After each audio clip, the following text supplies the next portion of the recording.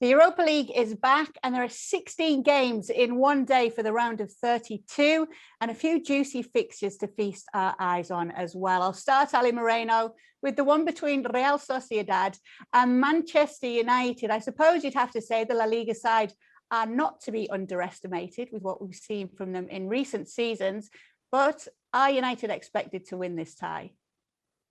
They should be favorites. Here's the thing about Manchester United is that whenever you have them as favorites in anything, they seem to come up short.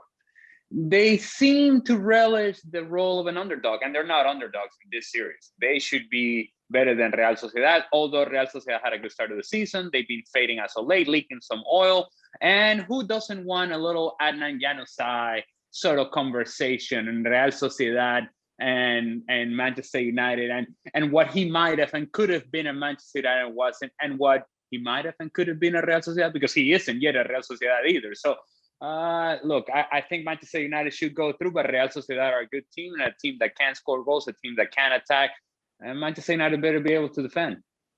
Another tie to look out for is Spurs. They're up against the Austrian Wolfsberg side, their first venture out here. So for Spurs, many are saying that Jose Mourinho will be taking this very seriously and seeing winning this competition as his route to the Champions League for sure next season. That's understandable, isn't it? More than understandable. It is necessary.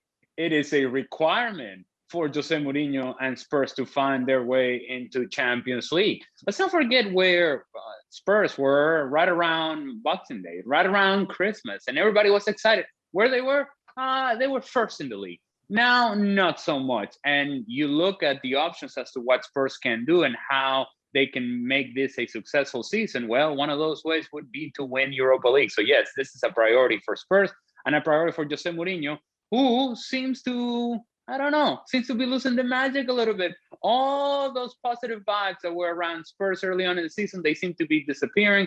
They need a big result in Europa League. I wonder how much of a priority it is for Brendan Rodgers and his Leicester side, who are up against Slavia Prague, obviously boosted by that win over Liverpool. Do you think he'll be taking this one seriously? I think they should. I think they also should look at this as an opportunity for them to win a competition. Leicester has done so very well in the Premier League, but I think they're good enough to make a long run in the Europa League as well. But you should not overlook Slavia Prague, because if you do some research, some minor research, you will find that this team is undefeated so far in the Czech First League. And whatever you may think of that, and whatever you may think of Bohemians 1905, you know what Bohemians 1905? That's a team in the Czech First League. Yes, I checked that. I saw that. Whatever you may think of that level, well, they're still undefeated and they're still in first place. Maybe a dangerous team, and maybe this is perhaps the most entertaining of all the series that we're going to talk about.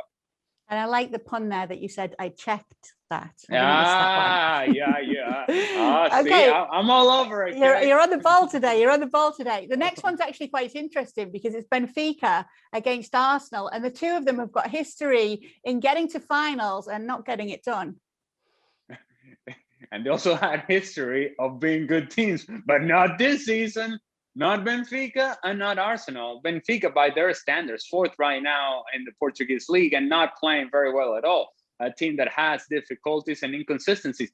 I guess who else has difficulties and inconsistencies? Well, that would be Arsenal. I don't know what to expect from this. It could go either way. Perhaps I lean Arsenal because of the result that they had in the weekend against Leeds, but they're not playing Leeds. I would also say that Benfica just isn't a team right now that convinces me. So again, this one could go either way. Leaning Arsenal, but not really all that optimistic.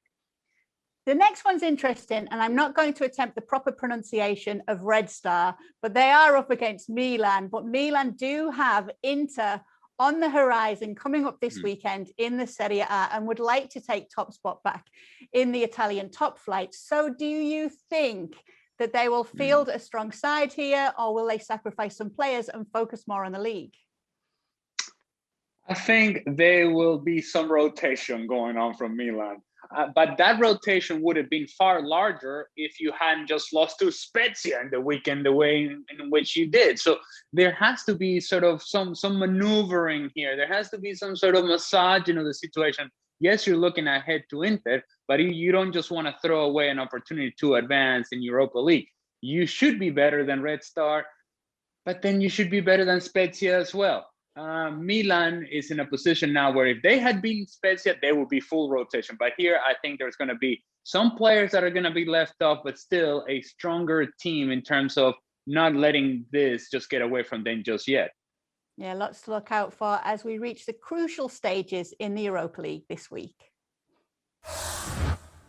Thanks so much for watching ESPN on YouTube. And for more sports highlights and analysis, be sure to download the ESPN app. And for premium content and live streaming, subscribe to ESPN Plus.